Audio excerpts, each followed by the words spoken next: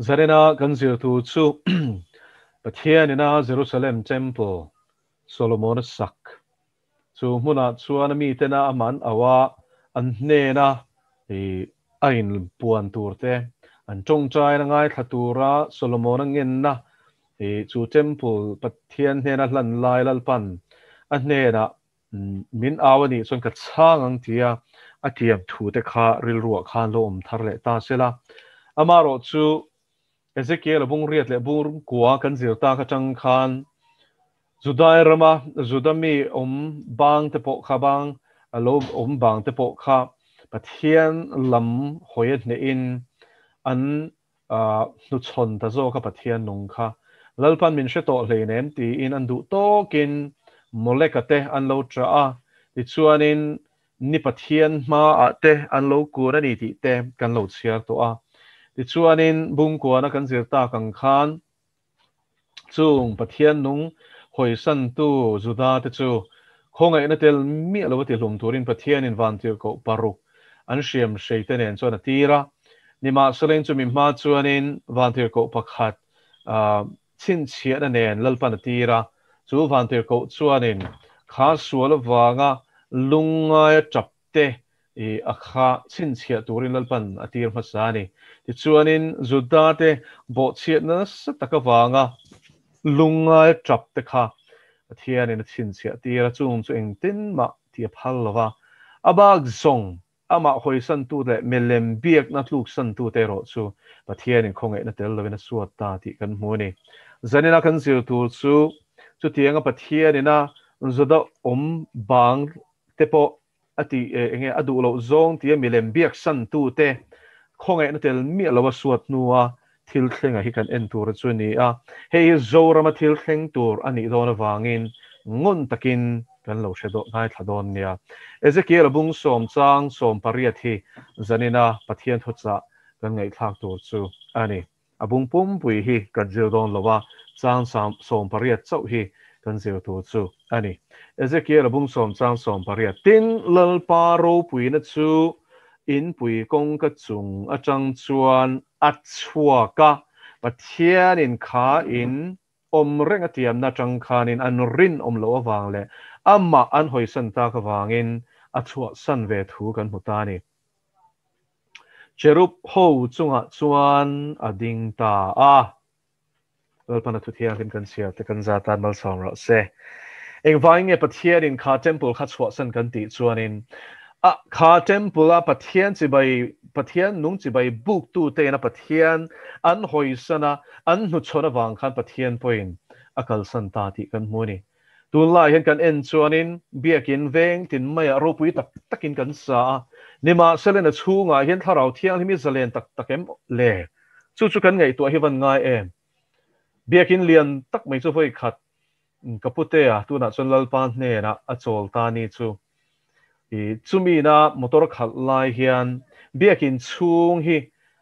pathianin a mu tir ani chu apona kan tlana motor a khalama zo khan ta chona mak khop mai ka mu chu ti biakin chunga khan ram huai mel che zet mai hian tam em mel lo thlok an lo zin nuaya lal em mai hian pulpita te hian an lo thua ti chuanin genie ang kan tiang chi te po kha a mua chu ram huai chi tho ani ta a chu tiang chuanin chu biak in pon lama changa en chuanin za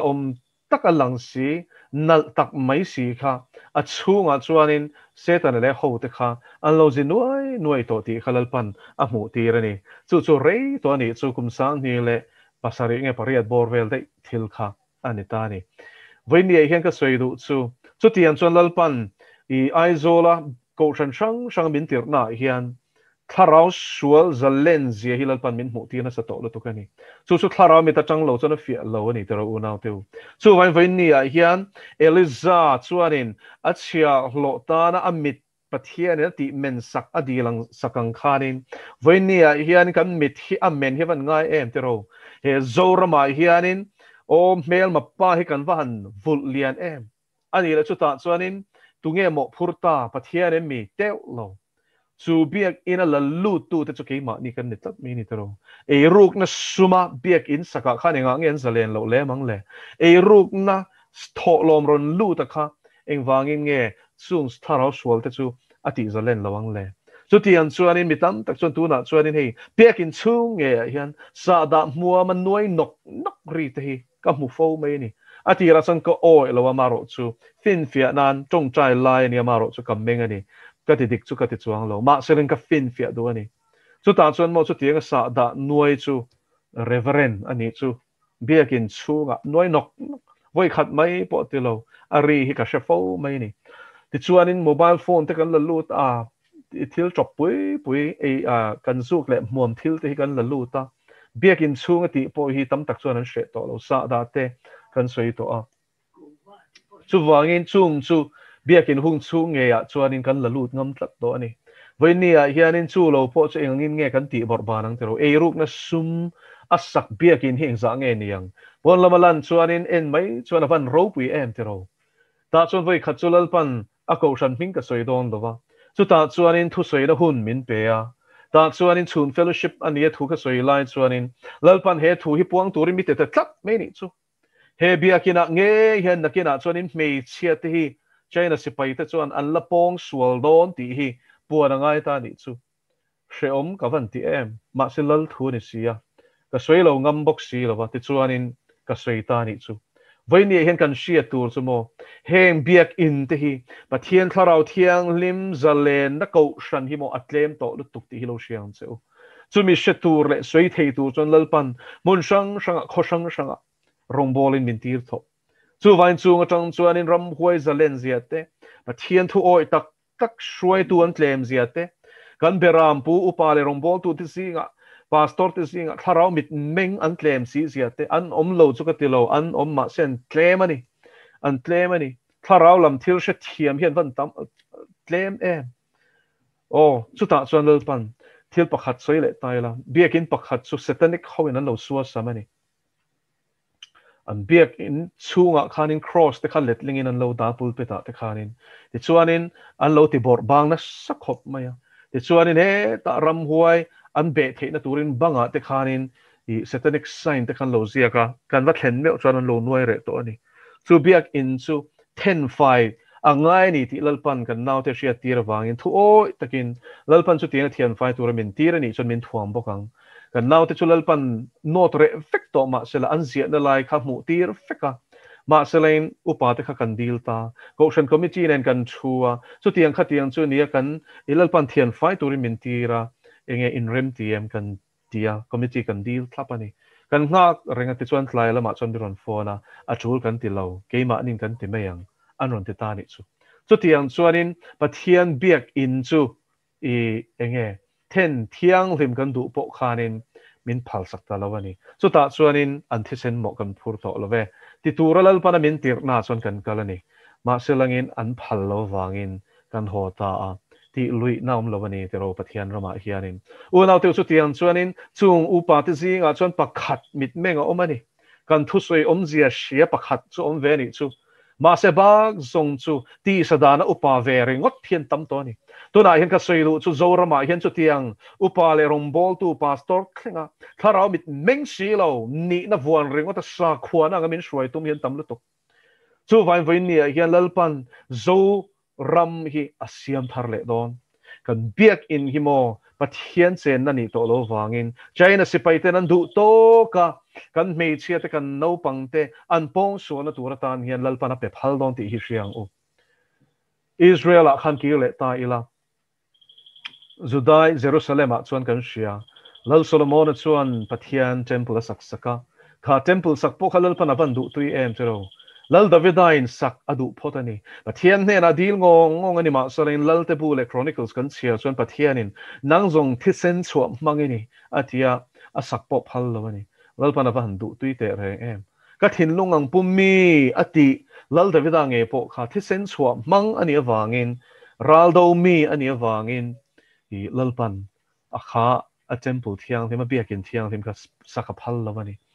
chu tiang chuanin afapa in ala saktur thu khashil ta chu Solomon ana saktur thu chu lalpan Davida kha ashil lo fekani ti chuan Davidan aman roma mo tu zong rang ka chak te tang ka ruwa te thing te alo lak khom saka thir te dar te lo lak khom saka dar te phei chu a chiar sen lo ne top me tam lu tuka bu sen lo ani chu tiang chuanin alo lak khom saka ni ti chuan in temple chu Solomon a chuan pathian in a shil lo ka nge in lalpa ta na sak sak ta pathian hne na hlana anin thoina te po chu vana tangin pathian in mei aron tira a changa a hlan na chu pathian in a pom sakani ti lalpa na shia tirani lalpa chu fakiram ro se ma se huna local zela chu biak in chu ti bor bana lo nia zudan te chuan in pathian nung Jehovah chu hoisanin an tluk san ta ti chuan in an hoisan zel an hoisan zela pathian biak in chu moleka biak nan te bal ala pui thiamina an du to ka in thoina tan ten an lo mang chan ta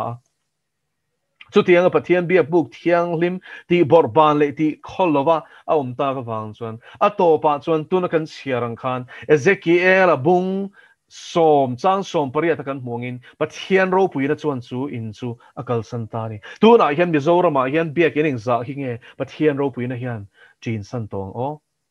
câu nào tiêu chút tiền chút thiếu thêm mi in lâu tị ta kin Bible in ziak tị lâu siang chịu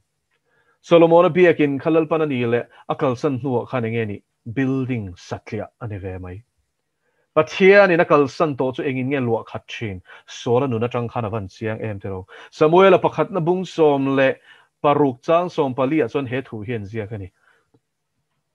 so la chuan pathian thu a oi du lova amelek ho chu that chimit ro tialal pan thu pek chu a zom du lova mishing mai aza zo ka wangin mishing chu pathian ai hlau zo ka wangin pathian in kami te lalatan ka du lo che tim me ni ai o tur Davida shiak thi turin Bethlehem khwa a khan Samuel kha tir wang mai ni kha pathian in mo ati to lo hi chu ti lo takani ti hi isu chiang u chu pathian mi zia shatu chuanin Bible hi kan bel sian a chulani ti chuanin Solomon sak temple a chuanin hi engeom ta chu temple chu pathian berin a chhuahsan to chuan eng mani to lo ni tro eng anga ro pui sak po ni ro se ti chuanin BC zanga le somriat le paruka chuan chu biak in chu hi Nebuchadnezzar Babylon lal chuan a khon bol a sipai ho tu pa beratira an rot chimit fekani dar tanga siam mai hun lian tak pui thiam ten bol na te kha an voke som fek an thi ni thir pok khan voke som ani chu rang ka chak an da zong zong te kha an shoot thap feka ralak suma Babylon an hona rang ka chak no pathian biak nan le pathian pui thiam te chawina man tu rakha an hon five feka chu tian chuan pathian biak in chu an ti bor bang ta ni kha ko naw te win ni hian pathian ber chen to lo chan building hian engem zia ni zia pakhat ma nei lo chu win ni hian zoram hian shero se building ro pui tak tak in sakhimo nakina chuanin pathian in setana kutala pedon heng te hi ti bor banin om don ni an du tokin an ti bor bang don ni chu pathian ina akal san to mun chu ani sola nu na chiang takakan mu chu tharau thiang limena chhuahsana lalpa tir ram huai na lu chilti Samuel pakhat na bung som paruk chang som pali chan min shilani chu vain mun ruwa kom thelo tharau thiang limena lua lo chuan mo ram huai nan lua vat sel chu zel chu ni chu vain kan biak in ti hi tharau thiang lim ina lua kha hi eng za nge omang engate tu na hianin he covid awang hianin lockdown awang hian kanin khom thelo ngate biak in te khar ngai ta mo heng te hi kanin zo awangai te em te ro lalpa chen to lo na sa khuani lalpa ni ngata nge ti pathian mi te ami aberam ril cham tak taka biak buka tharau cho pur tur ron kalte supply pulpit supply om lo hi lalpa ni ngata nge ti ka beram te chom ro ti ka peteran he lalpa thu cha len berani lo mi ma salen tun lai beram pu te chuanin tharau chom sak ai chuan building kan boi puya committee kan boi puya ro kan rela in tinge sum kan lak luang kan tia bo local church na an pek the pia lam lama target kan tuk saka thur rit kan in siam saka so ma pakhat te kan nei za tho mai tur kan ne lom ni enga tinge chu tiang chon tu na hian dik lo takin thil a tak hei ka soi do vein ni a hian Caution committee a katel ve ke po chuta chuanin hei hi lalpan chiang takin zoram bo chiat na hi min lu chil tira min mu tir me kani he ta mamo an nei chuan ram an lei du chuanin local church a phurit mi ron siam sak tok me ni kan hlopung hlei ne kan sumlak lopung hlei ne engting ko shan ter ten khatiang targat noi tam tak khak kan tlinang kan tlin lo re ani tlin loila mi mu sit bial chunga kan hlo apoi lo ve khang kha ma se voi ni en ka soi du chu heng hi enge tharau bo ni to lovin sum le pai ni lom ni kan boi pui ko nau teu tho lo man tho a chung te chuan publisher mo in thilti I ding le men ti chu vele min she su se ti ni lom ni la li suan but hian thu pe hi kan van bo bonus to em chan mari biak in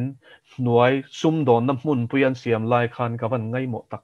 lali suwa chu om selang chala vodar fekang ti hi ka ril ro hian om china ni ka en ringot po hian ka thin hi ur china ni chu ma se kel kang har nan har tal hlau maya ai biak in nuaya dor ho te kha pathian thu lo chu zoran phal ta lo te kha alomom ta khop mai kha kha sim na chu ni ma se ring vein ni hian kan biak buk te hi sual setan hian avan ti bor bang na sa to em a mi te nge hian kan van ti bor bang na sa to em sual tan hian kong kan van hong zau to em thian mi te aberam te tharau nun chom ai chuanin building ro pui in saksia ka te hian kan in el to chu tharau rang e ti sara lo chut ver u galatia khan en ziak pek ti sara chi som pasari a in ziak ka bunga chang som pakwa chang ni khata ti chuanin tharau ra chi kwa in ziak eng rang e kha kha vein nia hian eng ra nge zoram ko shan hian a chhuat mek eng pol ma ka soi bik lo vein nia hian tu ma kan bang bik lo chu vain vein nia hian heng building ro pui lu tu kan sak te hi mo chu nga tan chuan an lamang mei don ti hi I hriang u vein nia hian kan hriat tur chu lalpa a chen lo chuan in building ro pui hian om zia nei lo zuda te a bok hian izir leang u lali suan hera chuan azir ti te chuan mathai bung somni palin chiar chuan chang khatanga chang thum khalo en ula hun hung chung chang sermon a soina nia ma se bulchan na khan lali suan ti soi atira chuan in azir ti te kha ane ron kala Jerusalem temple Heroda ina sak Zerubbabel te ina heta BC Zalile ti borvelan lo sak to kha Heroda chuan in lali so pian ma kumsom libel atang khanin lo sachana kumsom lile ti alo sa akha Zerubbabel te I temple sakakha a ai lianina sani a renovate ni chu ti chuan in ro pu hin ti em mai zirti te chuan lali suan henan kala zirti tu ente so antia ha hi pian non soi ni ma se lali so hi mo building a hin lo voi vak lo ents ati hei hin mu mo ti tak me win ka shela chu lung pakhat po chunga in tiang lawang ti ni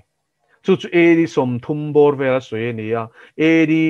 som saria a soya changa kum somli na a makhop me tro kum somli hi chuta tak chon pathia ni na a soi chu aron thleng dik ta a zuta ho chu edi somruk le pasaria an hela romlal ram atang khan ti chuan an hel kha I tudol turin general Vespasian kha rom I lal chuan a zuk tir ta a ti chuan general Vespasian chuan in zuta ho kha abeya an khwate hal sakati khanin abe char anin beina sa a pakhatte ten ti khanan beya an ne chhozela amaro chu he ta lal an lo tha ta ka wangin khang lai kha chon lal te khanin thata te khan lal te khanin chu a Vespasian chu lal ni tur khanin nge kaisar ni tur khanin an ko hota ti chuan a fapa ti ta chuanin I Jerusalem kul chu aron be chhun zom ta ni ti chuan edi somsari lali chuan a soyang nge in I thla enga mo zat chu kul Jerusalem kul chu an hual nuwa eng ma I tur lut lawa an drama to pa chuan an thina salu tukha a to pa chuanin I Titus te ho khanin I tita te general tita chuanin I kul bang te khati chhia a sipai nen chuan an lut a beile tur zuda po khanom to lawani an chaw to lutuk an tram rei to si han thilem em mai ni ti chuanin Jerusalem temple chuan an ro chimit tafekani rom sipai te chuan chumi nuwa chuanin Israel ko ramang ending ma sela temple an nei lo ko ro vai nia hen kan shia tur chu temple chu lalpa che na tur ta na sakani ma se mo thiang lim tur ani pathian nung a betu ten an biak to lo chon building kha enge ni vai nia hen chu tak chu Mizoram chunga lo thleng tur chu ani bongriat le bungkwa kan chiarang khanin pathianin kan sual na hi shia ni tuna hian kan thinlung a shia kan thinlung a shia pathian kan chi lo je hilal panam pathian thlan te ro chu tlen te nom pathian chi awanga he zoram tluk chiat na wanga ma a room thin te chon om chung chulal pana shia sin debo the le khathon kha chiaro lalpa lungphum chola dang lam lo ti ni enge chu lalpa na ma ta te chu shia ti le lalpa ning lama piang in sual kalsan ro se ti hi sual sim na lo hilal pan angai thiam lo ti hi hriang o sual sim lo hilal pan angai dam lo chu sual sim na chok chon ngai dam no mani tun zoram nun hi chu pol nun ani tero sei tor van tam em bia ke da chuan ni na sang tak nei ni ma selangin office a chuan e ru she ni lo mo atam lu to kan sei don chuan chu vai vai ni a hian chung zong chu lal pan mu a chu vai tu na hian a hun a nai to ni ti hi i hriang o lalpa hian he zoram hi a mel ma te ku ta pe don chung te chuanin khongai na tel loin min la ron rod ton ani chu zol nei te na mo thim an lo mu kha ani ti hi hriang o tuna hian China hian pe effect to ti kan hriam India na tun na ya thu chhuat te kha chanchin tharin lo en vem lo ngai sak ro heng hi ngai saka hun to India in asipai te hne na ka masak order a pe to aum zian manem in do turin an in puat sa to ti na ni ma se tam tak chu tuna hin kan muthua kan ngai thalawa khang kha amaro chu heng hi zoram boral na turan ni lo te ro chu a chanchin eng lai chu ni lalpan kan ram hi tleng fai don ti chuan ama ta te chu a feng him don ani hu na hian chu ven him na chung chang chu ka soi du chung nung bera bi ruk na hmuna oma chu eng kim ti the hlima chu na omang ti tero samsom ko pakhat na kha chu lai poimo per chu chung nung bera bi ruk na hmuna ka omem ti hin zot ro lalpa nen hian in leng dun tur chon mo a huat zong le du lo zong ha kan kalsan angai pathian ne in pum khat tur chon mo e nga kanom ve ngai chu zo hana le khathon pakhat na mung khat chang saria chon he ti hian a sui ni ama chu e nga a omangin ke ni po e ngom kan ni chon kan in pol tlanga ti chuana papa isu Krista thi sen kan kholo na zong zong tleng fai chi na ti ama chu e nga omangin pathian chu e nga ni tro ama chon herna hlim pom lo ni chu thim chu soi lo herna hlim tha kan ti po hiong ve lo ni chu lalpa chu fakenom ro se chu pathian a chuan ama ne na leng dun tur chuan e nga kanom ve ngai chu wangin thimom sin min pathian ka polity chuanin dot he ni thu tak po ma lo tin chang rup na chuan min shil bok ani kha chu wangin cho pol nun hian pathian chung nung bera bi ruk na hmuna hian a thei lo pathian chu e nga ni chu vai vai ni hian engei nu na khan ko na sim turom in bi chiang ro khongai no hun hieng chen nge kan ne khashalo har na chu ron thleng don chung te po chu soivan chak om em te ro zanina audio danga chon ka soi to in lo ngai thadon nia pathian min khongai don ani chance min pe don ma se hi mo avor to pan to don ani heta sim lo te hi chu mo an tak salen tharau boral don ava poi don em vai ni hian beng nei chuan lo shara u beng nei chuan lo ngai tharo lalpana amen a soi hi a thleng dik vek ton lalpana chi a lo tlon takal ka manga a soi hi ngai reng ma ro a thleng don lo chin chiang cheu chu wangin zanina hian sim a hunta lalpa hne na hoi ki ra hunta thin lung kher pathian kan awngai ta joel abung hia chon in ti in puan ne lovin thin lung kher ro ti ni khalal pan enge puan kher chu juda ho chon lung ngai na in tina nan puan an pot khera vai vut khan luan phul shina ni ma salang in chu ringo chulal pan du lo an thin lung ake chasi lo ni lal pa ma khan isai zia ka enge soi heng mi te na chibai min buk na chon ka chang na ni an thin lung ro chon min hlat si ti lal pa hi kan bum lo ti hi siang wo pathian chi na tak nei si lo lalpa ti hian om se pakhat ma nei don lo ni he huna hian an lamang ang don thu fing te bung khat hian a thleng don zo rama hian chu ta chuan mo lalpa hian la aw don an mang ang lut tuk hi lalpa min chan ron la ti don ma se lalpa ning ti don in shem a in ziak vek kan nui don ati kala nui so don ati fin na chu ka khera dinga abana phara nang ni mi mol te lo kal ro thon in ro ti ma se le nga man ngai lo wangin pathian in a hoi san hun la theng ve don tu na zora ma mo lalpa zol nei te puan thu puan musit tu te hian mang anga pathian an au ni la theng don ngai reng ro an lao don shero an out hom in a siang ma se mo au le thi an rol don if musit mo lalpa ro rel na hi pathian in a zol nei te kal tlanga thu soi hi ingai ne pa mo en reng ro a theng lo she mayang a theng lo ila mu don alom pathian in dot min soi tir hle ne thu tak pathian a sin tu thu nge ding chang kan enang chu lele van lal minga ka thu soi hi a theng dik don ti lo siang che ka thu ni wang ni lovin lele van lalin soi ro min ti ka soi hi a theng dik don ngai reng ro zoram ila mu khopang ma se lalpa ma in pha niam te chu lalpa na hum tlat don maklutuk zan lai lalpan he thu a hum dan thu hi min shil turi min kai thoni chu zing dar ni ani to khwala thim tek ma se lalpa ina min kai tho hi chuan min biak tu na nei ni ti hi mol tein ka she thiam ve a chu wangin ka tho mai zel ta chuan ka bible ka kewa sam ka va keu ta ni chu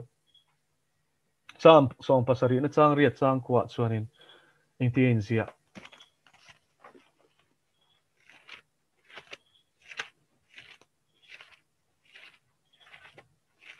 helai thui ka chiar lai khalo ni hlo maya ta chuan sumi tu ka lalpan min kai tho chuanin a chan chu zo ro malal pa ena a shem na ron select tur hi rap thlang lu tuka mo atira the chuan tlan chiat na tur ka zong ka ti to kha in soi huai poi ka tum lo mu ve lang chuan in tum ve thawang sam som pasari chang riat le chang kwa mi suak sual mi thi chetu mi do tla mi hual vel tu te la ka chuan mit no te angin min vong chala i thlan noya min thuk ruang che ti lalpan ne na i chong chai dan tur ani chu o lalpa mi chin chia ro he chang hi lalpa na min pe ka ni hi lalpa i mit no te angin min vong chala i thlan noya i thazar noya mi thuk ruang se tin chong chai top ro chamwat du angai lo pathianin amit no te angin a veng mai don se lo heng china ho hi ron lu tro se lau tur ani lo i lau dok zok tur chu ka hrilang se pathian nung taksati boral nuat tharau che tuan ge hena thak thei hi lau ro heng hi chom han ro mai me lo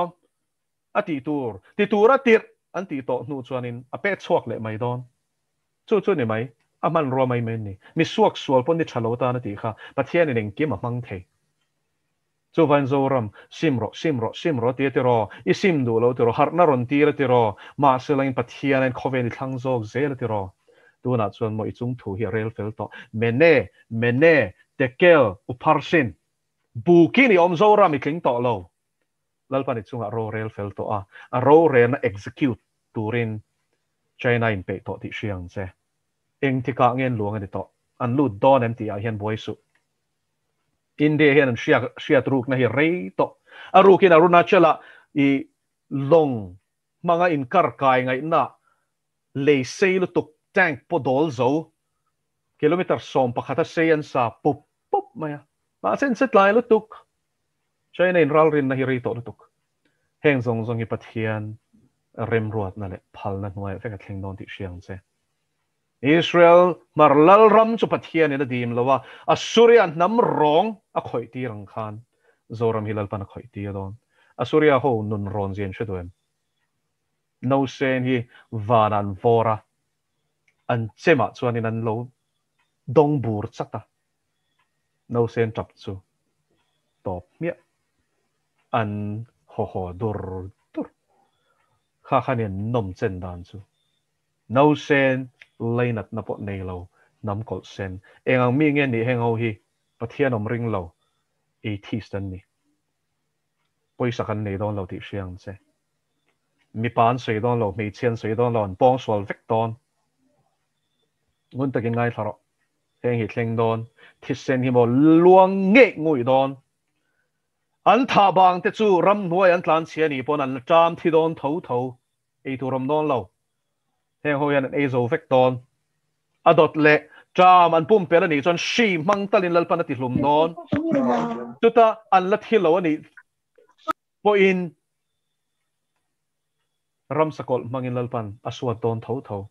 chung kong li chuan amma hotu te ama du lo tu te ring ti khong tu te chu eng ti ti thufing te bung som ni pakwa chang khata chuan